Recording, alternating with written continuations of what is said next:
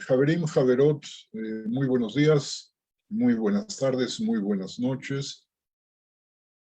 Para iniciar vamos a saludar a nuestro querido amigo Peter, conocido también como Pedro, que escuchará la clase recién mañana porque en estos momentos él está participando en la boda de uno de sus nietos allí en Estados Unidos, en Nueva York. Que tengan brajá be'atzlajá y que sigan compartiendo buenas noticias. Al mismo tiempo, Javerim y Javerot, seguimos pidiendo por la recuperación total y pronta de todos los enfermos. Miren, la semana pasada hicimos acrobacia, volteretas y equilibrio dentro de los límites que nos presenta Qoheleth muy difusamente.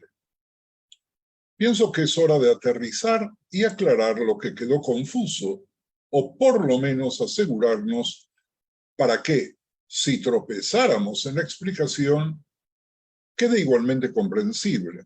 Sin embargo, lamentablemente es probable que en la medida en la que filosofemos sobre el determinismo frente al libre albedrío y hablemos de una teshuvá colectiva judía o universal, nuestro discurso de Qoheleth se complique y en lugar de aclararse, se obscurezca más. Pero ya a punto de finalizar este ciclo, pecaríamos si no ingresamos con todo al laberinto del conocimiento sin límites y a la búsqueda del sentido de la teshuvá con la ayuda de grandes pensadores, para luego llegar a decidir alajá a partir de Qoheleth. Este ejercicio se ha hecho muy pocas veces, por lo menos que yo sepa, y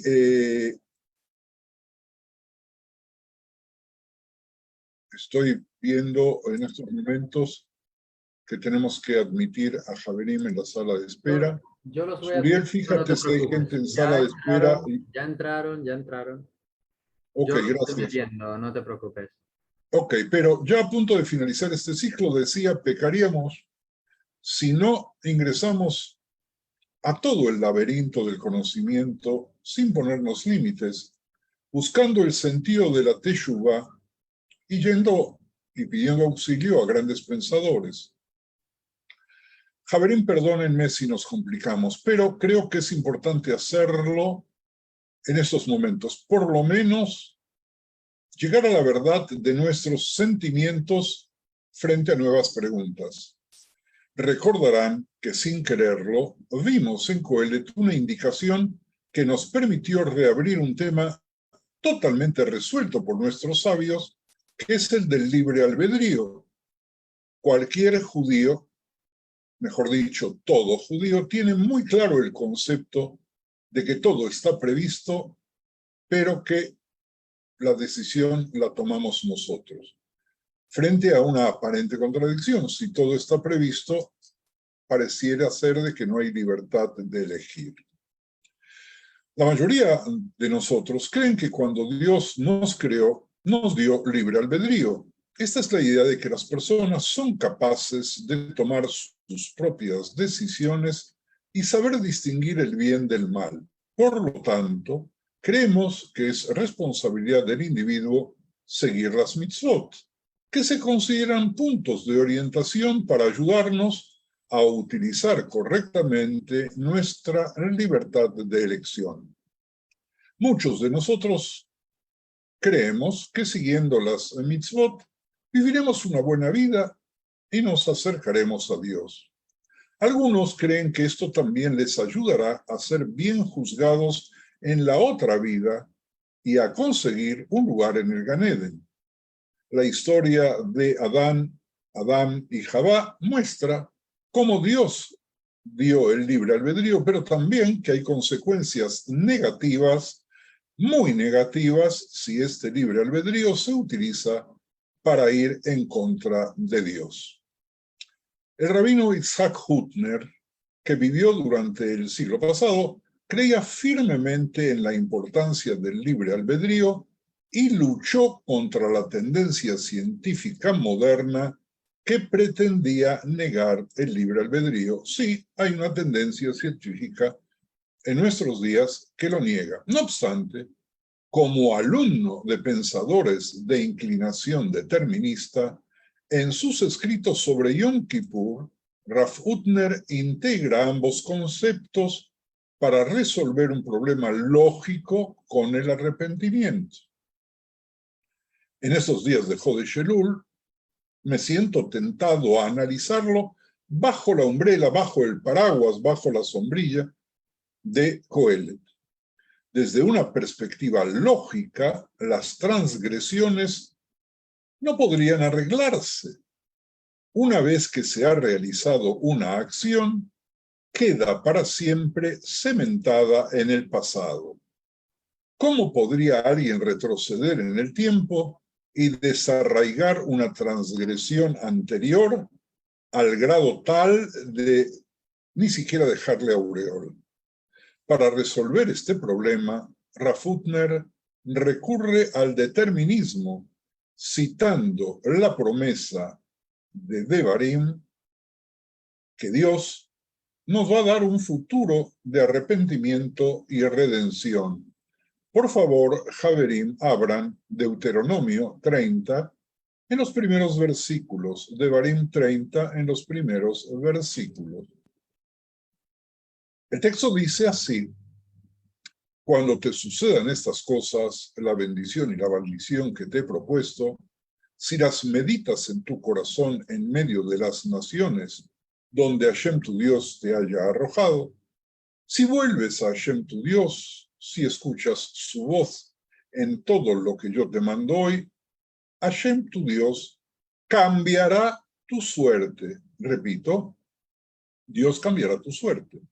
Tendrá piedad de ti y te reunirá de nuevo de en medio de todos los pueblos.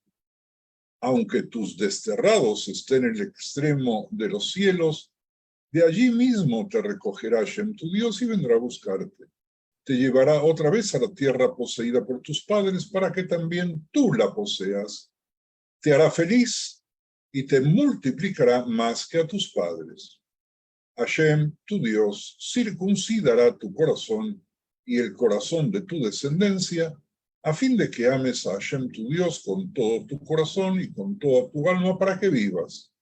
Tú volverás a escuchar la voz de Hashem, tu Dios, y pondrás en práctica todos sus mandamientos que yo te prescribo hoy.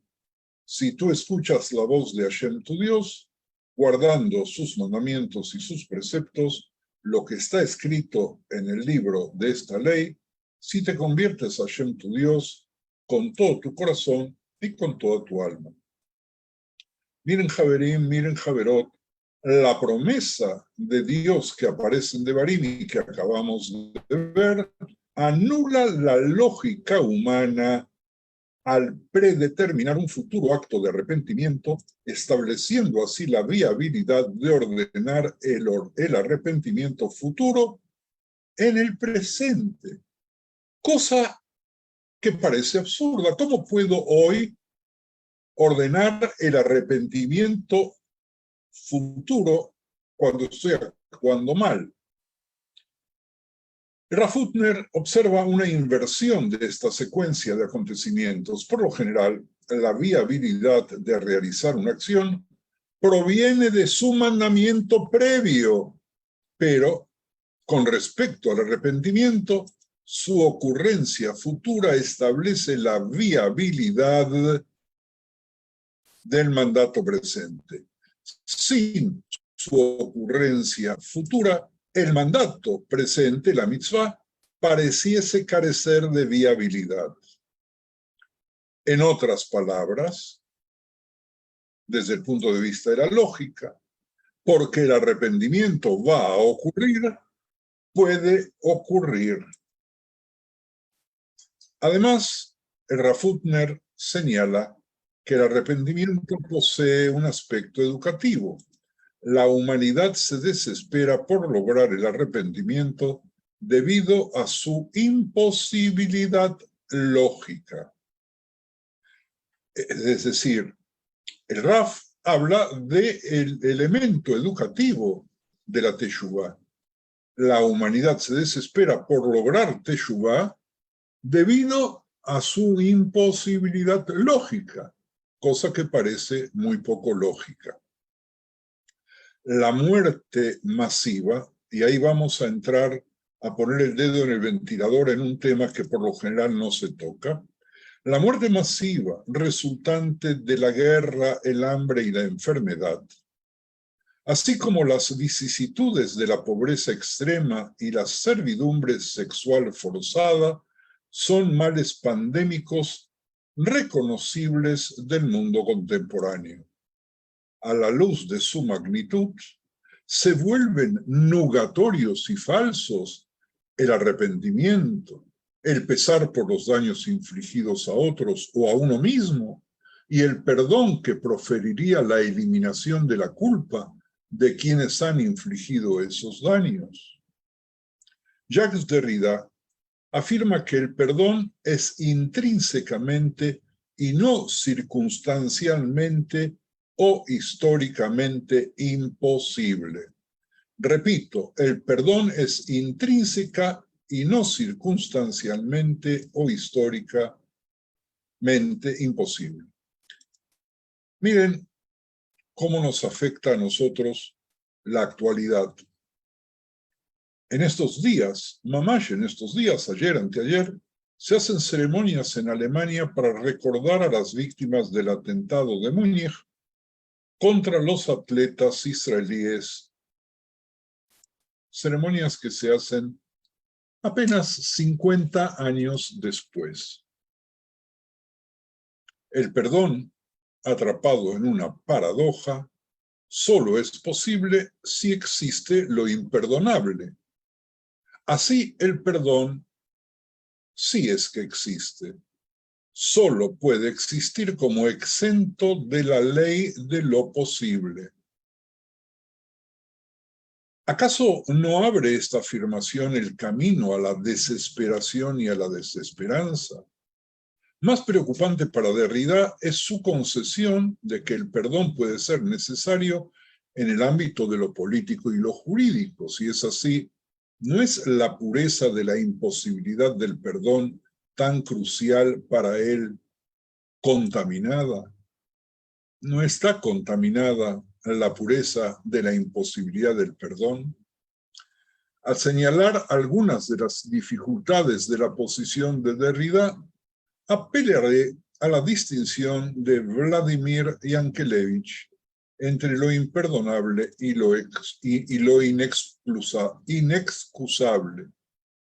Hay varios libros de Yankelevich traducidos al español que se pueden bajar al Kindle a un costo muy bajo, y si bien ya está pasado de moda y ni siquiera en Francia le hacen mucho caso, sus reflexiones, particularmente sobre la Shoah, siguen siendo muy válidos y las recomiendo.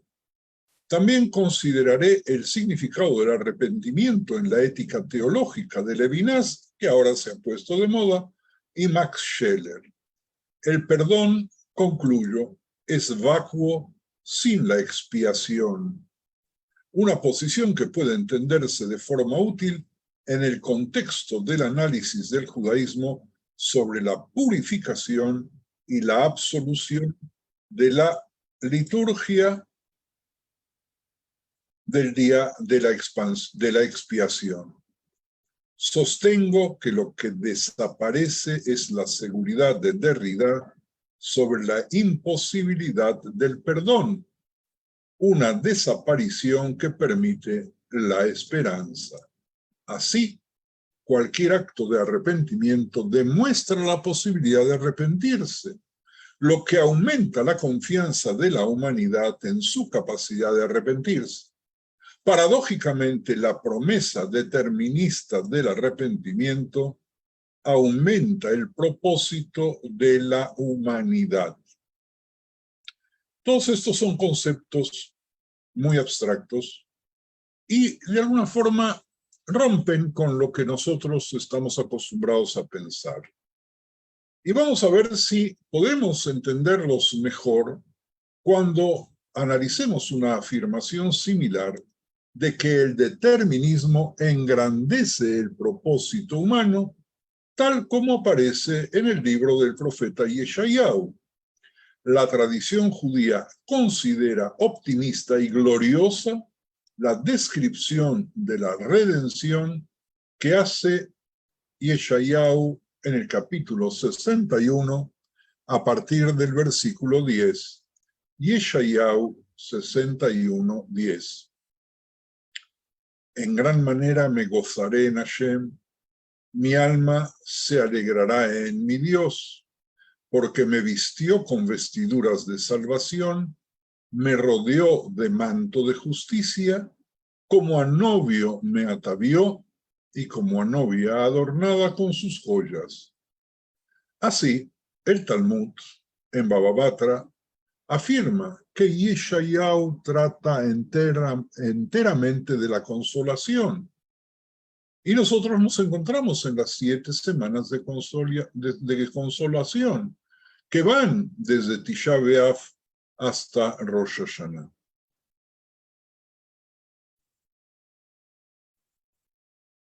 Sin embargo, los últimos 4 capítulos de Yeshayahu, 63, 64, 65 y 66, contradicen esta idea del mismo Naví.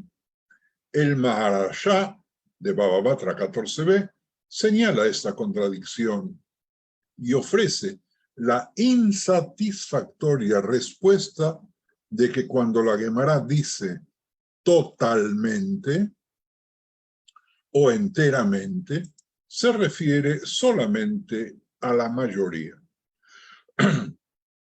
Vamos a acudir a un artículo del rabino contemporáneo Moshe Lichtenstein, que dice que es un intento moderno de dar una respuesta más satisfactoria a esta contradicción.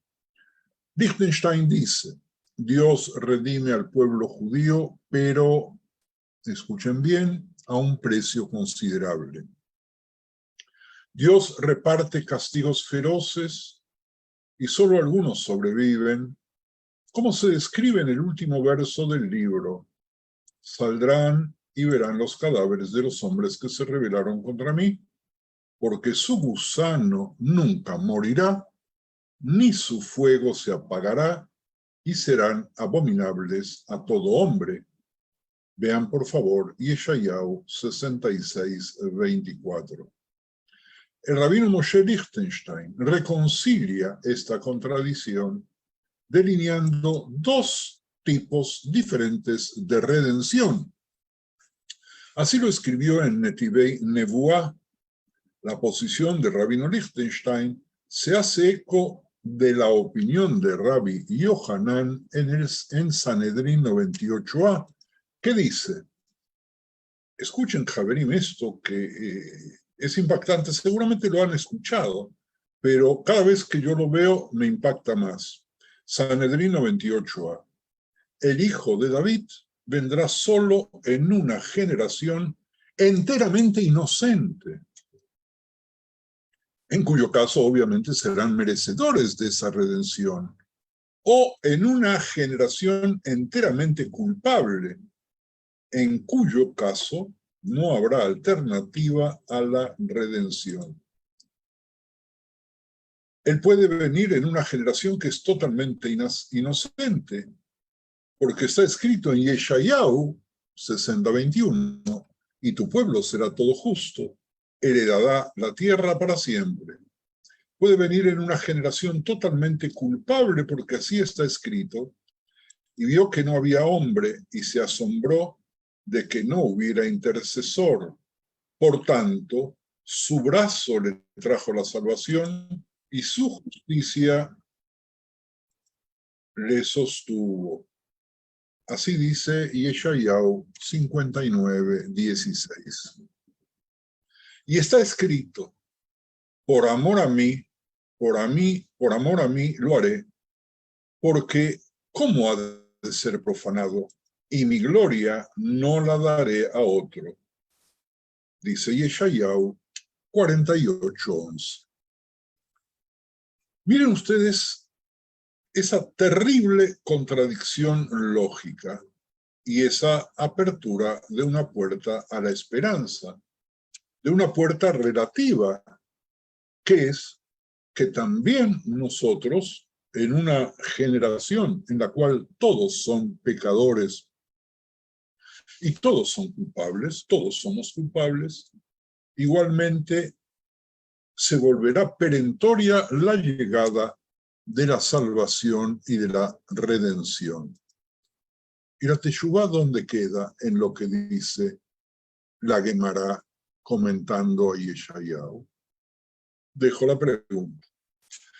La mayor parte del libro describe una redención ideal resultante del arrepentimiento y el logro de una posición religiosa y moral ideales. Sin embargo, el final de Yeshayahu describe una redención que se produce solo para la gloria de Dios, como que nosotros nada tenemos que ver, como que se produce pese a nosotros. Muchos de nosotros siguen siendo éticamente corruptos y religiosamente infieles, por lo que su redención sin méritos tiene un precio considerable. Entonces, si nosotros seguimos éticamente corruptos e infieles desde el punto de vista religioso, infieles a Dios, vamos a tener que pagar un precio considerable para lograr una redención sin méritos. Yeshayahu basa su mensaje en la suposición de que Dios redimirá al pueblo judío independientemente de su situación futura. Sin embargo, los detalles de su redención dependen de sus méritos, porque la redención, Javerim y Javerot, la Geula, puede ser gloriosa y edificante, o sangrienta y lúgubre. Y Yeshayahu predica al pueblo judío que no se preocupe por alcanzar el elevado objetivo de la redención. Más bien, debemos centrarnos en nuestro interior arrepintiéndonos y enmendando sus caminos. Es muy difícil seguir estas contradicciones aparentes que eventualmente se pueden solucionar. Y al igual que Rafutner, pero al revés, es decir, porque Yeshayahu fue anterior, el profeta utiliza una promesa futura como motivación e inspiración. Deberíamos decir, al igual que Yeshayahu, el Rafutner, utiliza una promesa futura como motivación e inspiración. Para una nación oprimida y exiliada, la idea de arrepentirse y al mismo tiempo lograr la redención parece abrumadora e imposible. Yeshayahu asegura al pueblo que Dios intervino predeterminando una redención incondicional. Esta promesa nos alivia la carga proporcionándonos un área de preocupación minimizada y al mismo tiempo un gran incentivo para arrepentirnos. Y ahora vamos a complicar más todavía lo que estamos tratando de explicar lo más fácil posible, que es la motivación subyacente del determinismo. La existencia del determinismo no limita necesariamente el propósito humano. Es decir, que aun si aceptamos la existencia de un determinismo total, no tenemos por qué vernos limitados. El Rav Moshe Feinstein y el comentario Mishneh Lamelech, escrito por ahí, el autor de Mishneh Lamelech, Yehuda Rosanes, apellido que todavía existe en nuestro tiempo, he conocido personas con ese apellido, vivió entre 1675 y 1715. Y ambos, con toda la diferencia del tiempo, el Rav Feinstein vivió en el siglo pasado, utilizan la deontología para clasificar cómo el principio del Ifne Iber no hacer una trampa para que caiga el invidente que ya vimos, incluso las acciones que no cambian el resultado. Además, el Mordejai y Rabbi Soloveitchik ilustran que el cumplimiento de una función divina sirve como un criterio ético, deontológico, para realizar buenas acciones y para evaluar las acciones. Huttner y Lichtenstein, que ya vimos, muestran que el determinismo refuerza el propósito humano. El Rav Huttner muestra que la promesa de Dios de un arrepentimiento futuro inspira a las personas a arrepentirse del presente.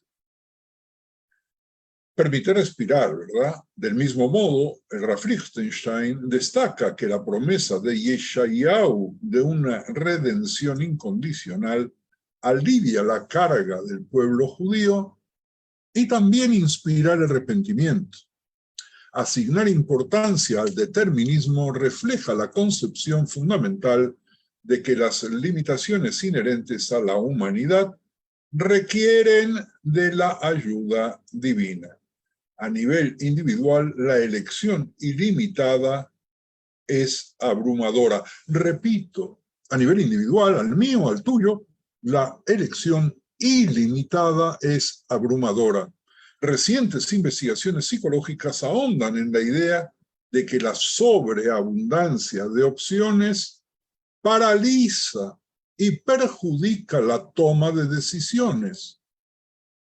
Porque más en este caso es menos. Nosotros vivimos en una época de sobreabundancia de opciones, particularmente en el postmodernismo.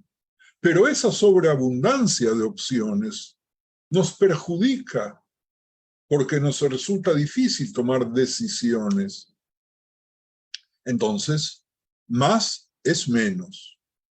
A nivel social, el libre albedrío permite a la humanidad tomar malas decisiones, igual que a Adán y a Javá, y poner en peligro el plan divino para la historia. Por tanto, el determinismo sirve como medio de Dios para ayudar a la humanidad.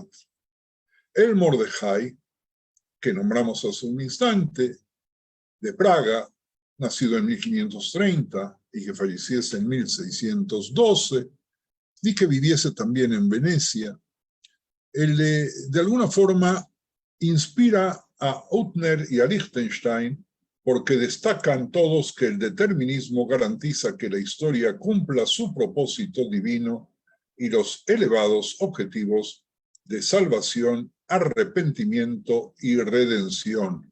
Y como afirma el Rav Huttner, el arrepentimiento es insostenible según los criterios de la lógica humana. Teshuvá es insostenible según la lógica. En consecuencia, la intervención divina garantiza que la historia, pese a ello, llegue a buen puerto. El determinismo y el servicio humano se asocian para maximizar el propósito de la humanidad y escribir una buena historia. Javerim Javerot, acabamos de ver de qué manera el pensamiento deontológico y la exégesis postbíblica parecen hacer malabarismo infinito para poder justificar sus posiciones a partir de un simple pasuk de nuestro Coele. Pero al ignorar la literatura sapiencial, como nos sucede porque no la enseñan en los colegios, por lo tanto puedes estudiar en una yeshiva y puedes estudiar en un colegio religioso o en un colegio judío israelí, no religioso, pero bueno, igual ignoraremos la literatura sapiencial y en ese caso perderemos valiosas ideas para la vida, valiosas ideas que pueden salvarnos de peligros, tales como la importancia de la virtud y la formación moral, las lecciones de la naturaleza física que tienen que ver con la naturaleza humana, el valor del sufrimiento, cuando en nuestros días aparece toda una hipótesis de la ventaja del sufrimiento, la realidad de la providencia divina, lo que nosotros llamamos en hebreo la Ashgaha Pratit. Por lo tanto, Haverim se argumentará que hay dos visiones de la última realidad. Una que no tiene en cuenta la providencia divina y la inescrutabilidad, la insondeabilidad y el misterio profundo, y otro que los abraza con humildad. Y en Coelet, ¿qué encontramos? Encontramos a las dos visiones dialogando entre sí. El primer criterio induce una perspectiva desesperada y marcada por la resignación. El segundo, en cambio, recibe la vida con sus momentos fugaces y todo lo que hay en ella, incluido el trabajo humano, como un regalo de Dios.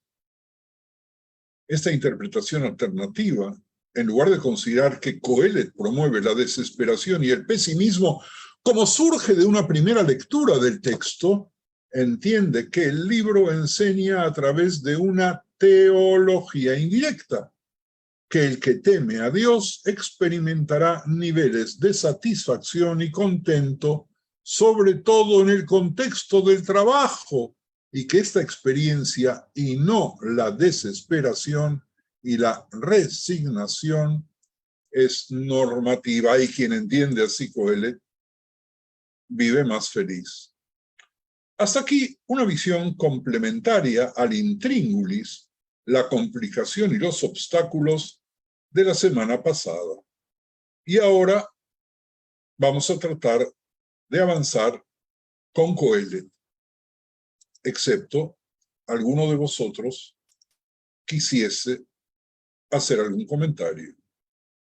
Bueno, con respecto a esto, me vino esto a la memoria, se me armó un pequeño ejercicio con respecto a esta sensación que cuando leemos por primera vez Coelet, lo primero que se nos viene a la mente es un Coelet desesperado, una desesperanza por la vida. Y cuando vamos estudiando y vamos adquiriendo conocimiento, se empieza a disipar esa desesperanza que nos brinda al comienzo Coelet. Y hice un pequeño paralelismo con respecto a la Torá, que Hashem demoró 6 días en hacer la creación, en crear al mundo. En 6 días lo creó. Y ahí nos lo entregó, se lo entregó a Adán, y a ver qué pasa. Pero después se demoró 40 días para entregar Torá. 40 días para adquirir sabiduría. En forma metafórica lo digo, ¿no? Qué rápido creó el mundo y qué rápido nos viene a la mente desesperarnos con las palabras de Coelet. Pero a medida que vamos estudiando Torá, empezamos a adquirir la sabiduría y ya no nos ponemos tan deterministas a la hora de estudiar mitzvot, a la hora de pensar en la recompensa por las mitzvot. Bueno, eso es un poquito lo que... Parte de la propuesta de este curso y de los cursos anteriores, pero en Coelet se ve mucho más claramente, es llevarles un poco a chocar consigo mismos, chocar con nosotros mismos, porque de esa manera vamos a depurar lo que realmente dice el texto, en lugar de dejarnos guiar por una lectura superficial y fácil. Regresando, quizás aplicando también eso, en que lo que dijo y lo que no dijo ingresa en la frase de Coelet que dice que no hay nada nuevo bajo el sol. Frase que, sin ninguna duda, precedieron a Shakespeare y que el lector de la literatura inglesa puede pensar que Shakespeare fue el que la inventó. En uno de los psukim más importantes y poderosos de la hermosa poesía de Coelet, lo que ha sido volverá a ser, lo que se ha hecho se volverá a hacer, y no hay nada nuevo bajo el sol, o lo que ha sido es lo que será, y lo que está hecho es lo que se hará, y no hay nada nuevo bajo el sol, también comprende un poco la preocupación de Marisa, en el sentido de que nosotros no necesariamente somos conscientes del error en el momento de cometerlo, y tenemos demasiada petulancia como para reconocerlo, regresando para atrás y decir, bueno, dije algo que debí no decir. ¿No hay nada nuevo bajo el sol? ¿O sí? Estamos en Coelet, pero vamos a leer el soneto 59 de Shakespeare, en una traducción que dice más o menos así. Si no hay nada nuevo, sino lo que es, ya ha sido antes. ¿Cómo se engañan nuestros cerebros? Que trabajando por la invención soportan mal la segunda carga de un niño anterior, o que el registro podría, con una mirada hacia atrás, incluso de 500 cursos del sol, mostrarme tu imagen en algún libro antiguo, ya que la mente al principio en el carácter se hizo para que pueda ver lo que el viejo mundo podría decir. A esta maravilla compuesta de tu marco, si estamos arreglados o donde mejor están, o si la revolución es la misma, o seguro que soy el ingenio de los días pasados. A sujetos peores han dado alabanza admirativa. Shakespeare sabía que por muy creativo que quisiera ser, todo lo que escribía procedía de algún otro lugar. Está claro que viene de Coelet. Al parafrasearlo, no hace más que confirmar que no hay nada nuevo bajo el sol, y hay algunos que opinan que Shakespeare ni siquiera vio la sombra de un judío cerca. Cuando alguien dice que no hay nada nuevo bajo el sol, está diciendo más o menos, eso ya lo he oído muchas veces. O siempre ha resultado así. O lo he visto todo. O algo por el estilo.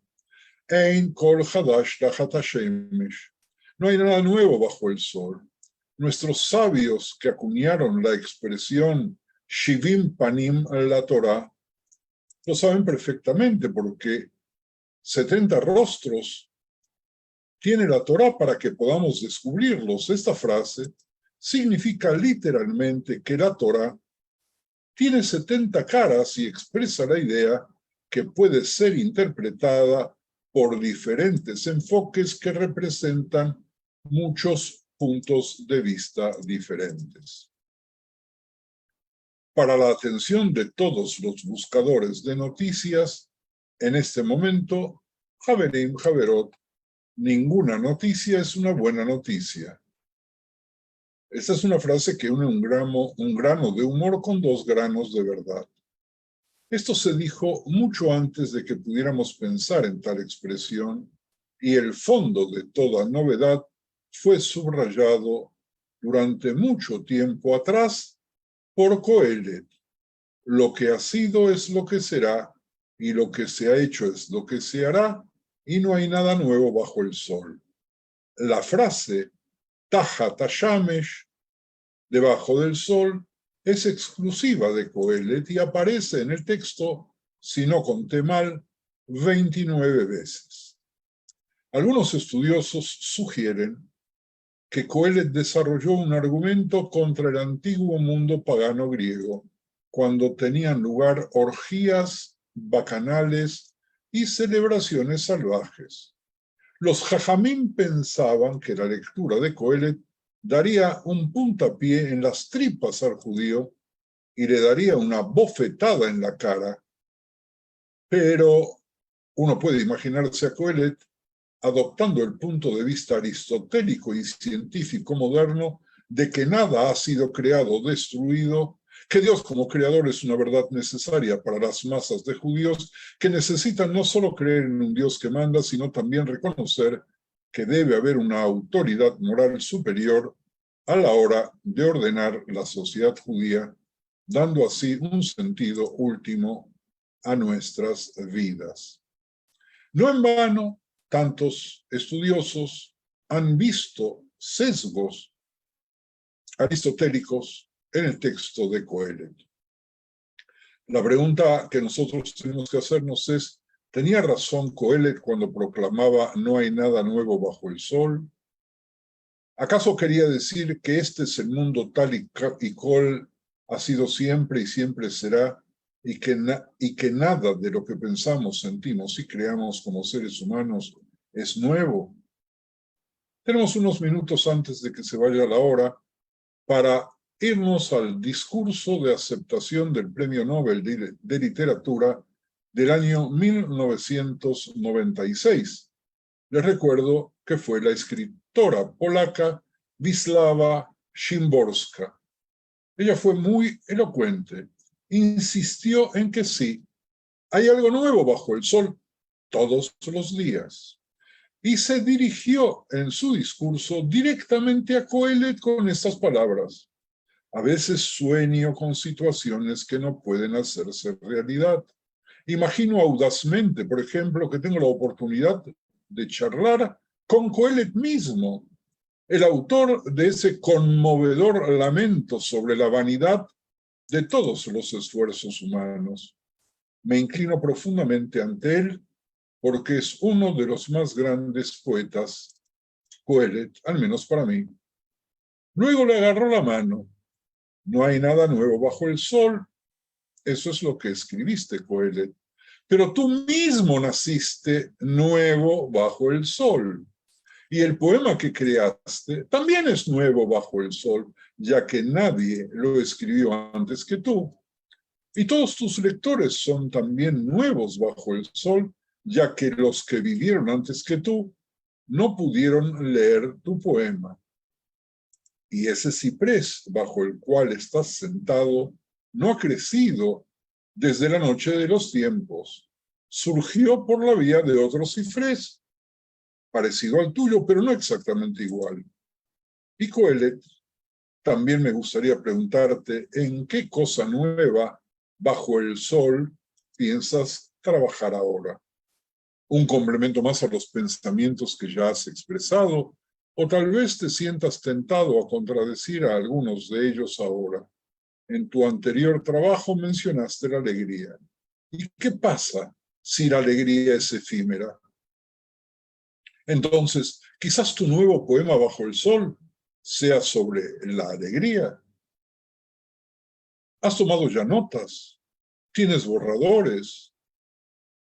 Sigue la escritora, dudo que digas, lo he escrito todo, no me queda nada que añadir. No hay ningún poeta en el mundo que pueda decir esto, y menos un gran poeta como tú. Yo no sé si la escritora hablaba con Coelho o hablaba consigo misma. Si se resistía al pensamiento pesimista de Coelho y trataba de convencerse y convencer a Coelho de que en realidad su mensaje es otro y que está equivocado. Para complicar más la cosa, les cuento, Javerim y Javerot, que una vez le preguntaron al rabí de Kotzker, al Kotzker Rebbe, si tenía él, que la gente, sus seguidores le adjudicaban todos los poderes del mundo, si tenía también el poder de revivir a los muertos. Y el Rebbe de Kotz respondió, revivir a los muertos no es ningún problema. Revivir a los vivos es mucho más difícil. Respiro para que puedan pensar lo que dijo el Rebbe. Revivir a los muertos no es el problema, revivir a los vivos es mucho más difícil.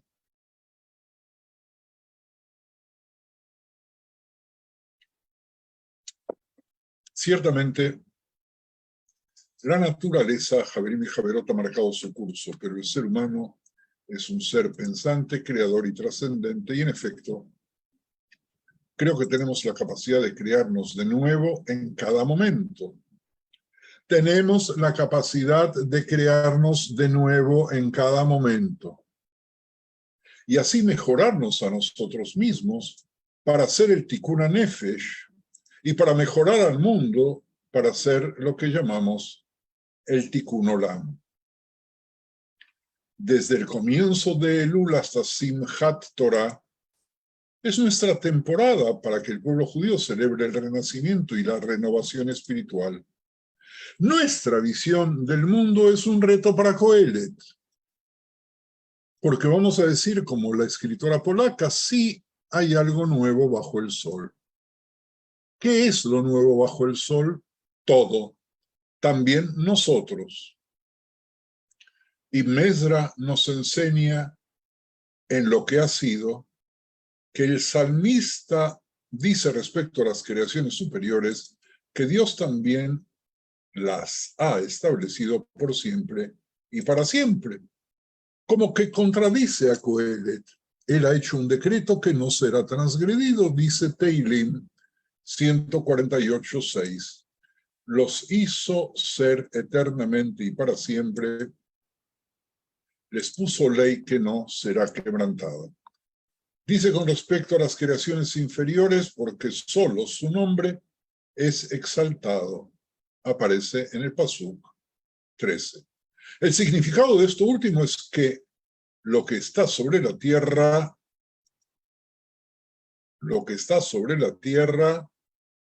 es vanidad, toda vanidad. Lo que ha sido es lo que será. Se refiere a las esferas celestiales y a sus huestes, como si fuesen globos o continentes que dan vuelta alrededor. Su comienzo es como su final y su final es como su comienzo. Acaban donde empiezan. Lo hacen sin ningún cambio en su composición y lo que se ha hecho es lo que se hará. Se refiere a las categorías que se conservan. Acaban donde empiezan. Lo hacen sin ningún cambio en su composición, como la categoría hombre o la categoría caballo, o las categorías de los distintos seres vivos y las categorías de todas las plantas. La naturaleza de todo lo anterior proviene del movimiento de los cuerpos que están en lo alto. Ahora bien, si los cuerpos celestiales son eternos, entonces también lo son las categorías en la tierra, que están en la forma de la disposición de las huestes celestiales. El significado de nuestro pasuk es, aunque me resulte imposible contar los individuos que componen una categoría, las categorías mismas son eternas. Ellas son conocidas y numeradas. Así es como el mundo de arriba y el de abajo existen de la misma manera y no hay nada nuevo bajo el sol. Javerim y Javerot intentaba ser claro y fácil. Y traje ahí Mesra que nos lleva a otras esferas, por lo que vayamos viendo. Tiempo de tirar piedras y tiempo de recogerlas, un tiempo para abrazar y un tiempo para rehuir los abrazos. La traducción aramea al Coelet 3:5 dice, tiempo oportuno para arrojar un montón de piedras de un derrumbe y tiempo oportuno para recoger piedras para un edificio. Tiempo oportuno para abrazar a una esposa y tiempo oportuno para abstenerse de abrazarla, por ejemplo, en los 7 días de luto o en los días de nidá. Un tiempo para desechar las piedras, derribando y demoliendo las fortificaciones, cuando Dios da paz en las fronteras y no hay más necesidad de ellas, como en la aparentemente inexpugnable línea Bar-Lev, que cayera en los primeros días de la guerra de Kippur y que ni existe más que en el recuerdo triste. Pero hay un tiempo para juntar las piedras, para hacer fortalezas, un tiempo para que el propio templo quede tan arruinado que no quede una piedra sobre otra, pero hay también un tiempo para que se levanten torres cuando los asuntos nacionales prosperen. Atkan, hasta aquí, invitándoles que recojan las piedras para levantar torres. Les pido que, por favor, dado que se nos fue el tiempo, quien quiera hacer algún tipo de comentario, lo realice por WhatsApp o por mail directamente a mi correo. Hasta aquí, Javerim, nos despedimos. Les agradezco vuestra presencia y vuestra participación. Nos veremos ya prácticamente sobre el final de Coelet, si Dios nos da salud y vida, el próximo lunes. Shalom, Javerim. Muchísimas gracias a todos.